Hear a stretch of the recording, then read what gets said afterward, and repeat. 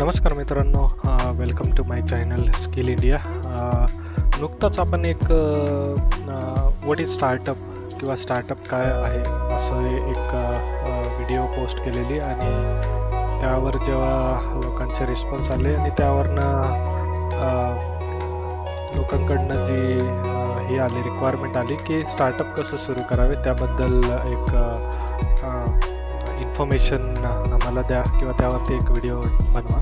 आणि म्हणून मी एक नवीन व्हिडिओ घेऊन आलो आहे, हाऊ टू स्टार्टअप म्हणजेच स्टार्टअप कसे सुरू करावे हे मराठीमध्ये. आणि चला आपण समजून घेऊया की स्टार्टअप कसे सुरू करणार. आणि जर तुम्हाला नवीन बिझनेस सुरू करायचा असेल तर स्टार्टअप म्हणजे काय, स्टार्टअपच्या अंडर कशी ऑर्गनायझेशन रजिस्टर करायची किंवा काय काय करायला लागतं, प्री रिक्विजिट काय, सगळ्या गोष्टी मी ऑलरेडी दुसऱ्या व्हिडिओमध्ये टाकले.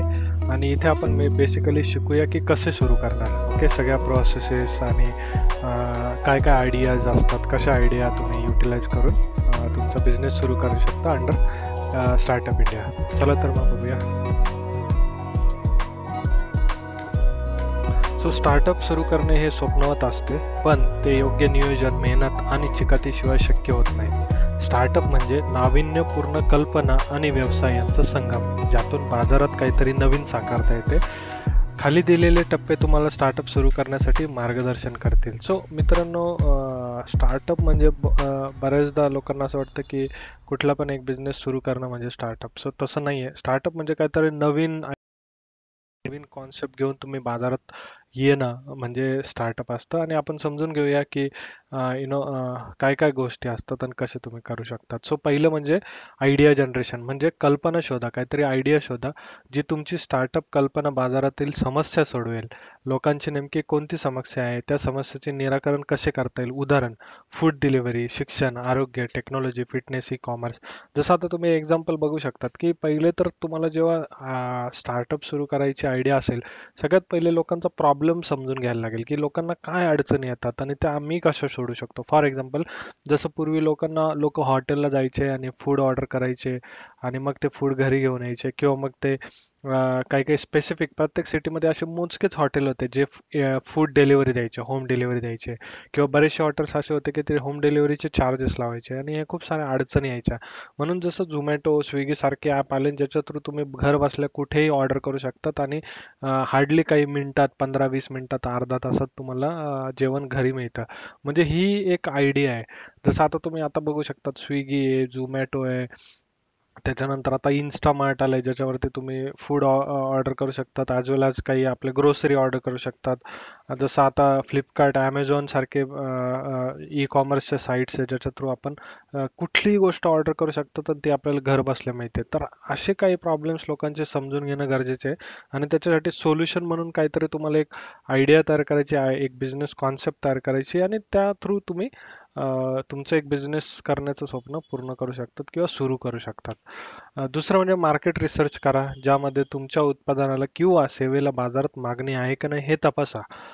स्पर्धक कोण आहेत, त्यांचा व्यवसाय कसे चालतात ते अभ्यासा. ग्राहकांचे वर्तन समजून घ्या, त्यांना काय हवे आहे, त्यांचे बजेट किती आहे, ते कशा प्रकारच्या सेवा उत्पादनांवर विश्वास ठेवतात, हे सगळं समजून घेणं खूप गरजेचं आहे. कारण असं नाही की तुम्हाला असं वाटलं की ही लोकांची समस्या आहे आणि मी तिला एक सोल्युशन घेऊन येईल, पण ते सोल्युशन जर ऑलरेडी मार्केटमध्ये अवेलेबल असेल तर कदाचित तुम्हाला तेवढा रिस्पॉन्स मिळणार नाही. म्हणून तुम्हाला मार्केट स्टडी, मार्केट रिसर्च करणं खूप गरजेचं आहे, जेणेकरून बाजारात त्याची मागणी आहे की नाही हे पहिले तर तुम्हाला कळेल. दुसरं म्हणजे आहे तर मग त्याचे स्पर्धक कोणी आहे की नाही ते तपासा. ते कसे सोल्युशन प्रोव्हाइड करताय, मग त्याच्यापेक्षा वेगळं मी काय देऊ शकतो. ग्राहकांचा त्याला रिस्पॉन्स काय आहे, त्यांना ते परवडतंय नाही परवडत आहे, त्यांचा त्याच्यावर विश्वास आहे नाही आहे, हे सगळं समजून घ्यायला लागेल आणि मग तुम्हाला ती कॉन्सेप्ट घेऊन बाजारात यावे लागेल. पुढचं म्हणजे व्यवसाय मॉडेल तयार करा, म्हणजेच create a business model.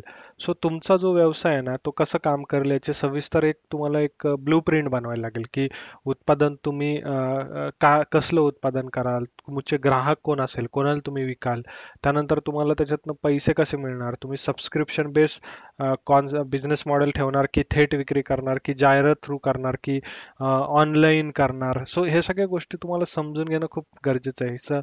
So त्यासाठी तुम्हाला एक बिझनेस मॉडेल असणं गरजेचं आहे की तुम्ही कुठल्या कुठल्या गोष्टी प्रोडक्शन करणार, त्याचे टाईप्स कुठले कुठले असणार, कुठल्या प्रकारचे करणार, टार्गेट ऑडियन्स काय असणार, कुणाला विकणार, एका स्पेसिफिक सिटीमध्ये विकणार की एका स्पेसिफिक क्राऊडला विकणार, whether it is for a global level.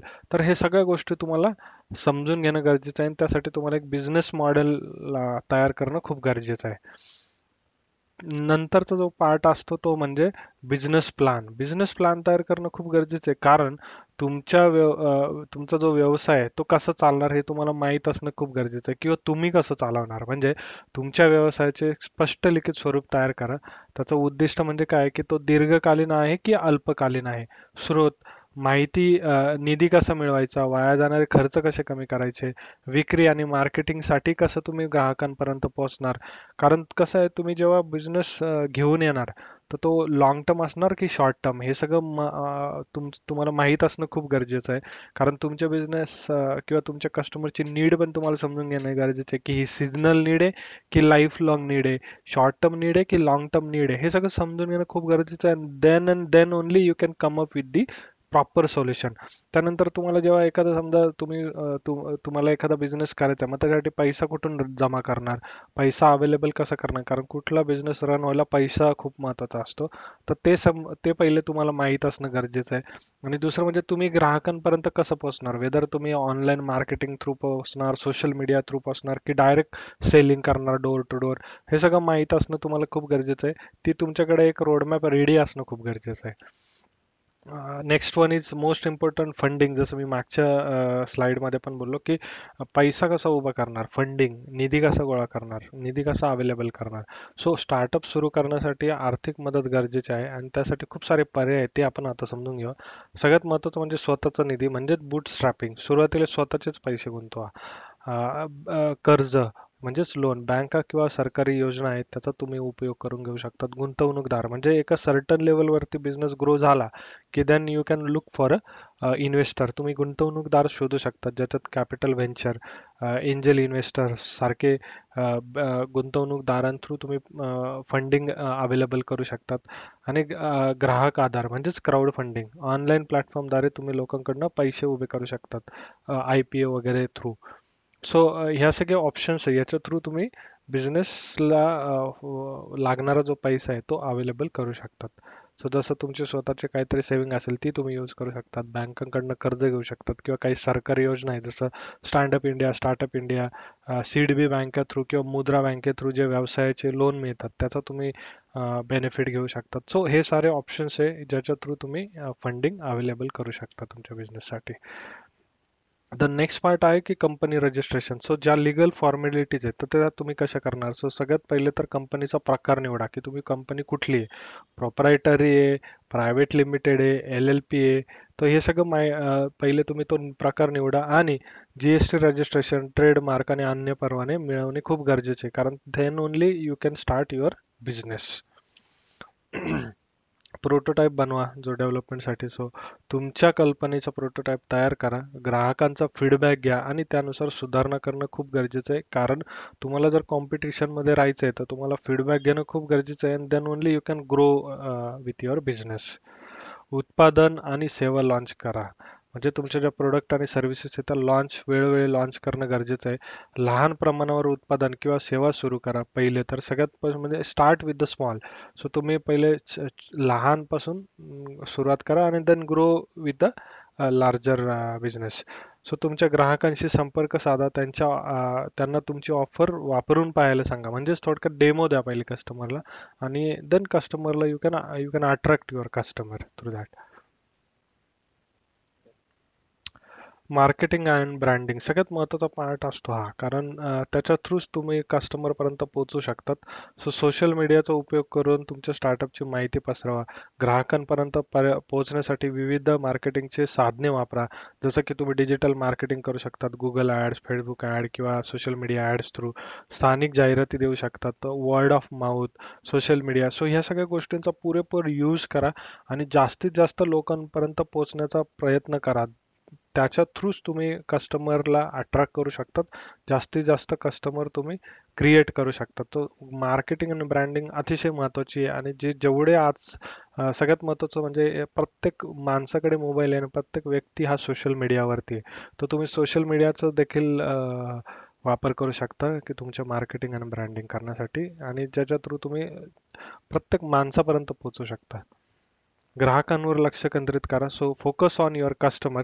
ग्राहकांचे समाधान तुमच्या व्यवसायाचा पाया आहे. कारण ग्राहक जर म्हणजे तुमचा कस्टमर जर हॅपी असेल तरच तुमचा बिझनेस ग्रो होणार. तुमचा कस्टमर इज नॉट हॅपी, तुमचा बिझनेस ग्रो नाही होणार. म्हणून त्यांच्या सॅटिस्फॅक्शनकडे तुमचं लक्ष खूप गरजेचं आहे. त्यामुळे फीडबॅक घ्या त्यांच्याकडनं आणि त्याच्यात चेंजेस करत राहा.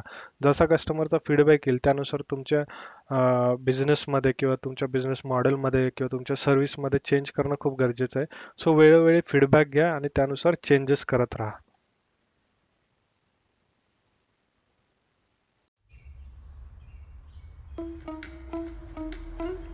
संघ तयार करा म्हणजेच बिल्ड अ टीम. तुमच्या स्टार्टअपसाठी तज्ज्ञ लोकांची टीम तयार करा. Marketing team, technical team, operation, finance किंवा डिलिव्हरी.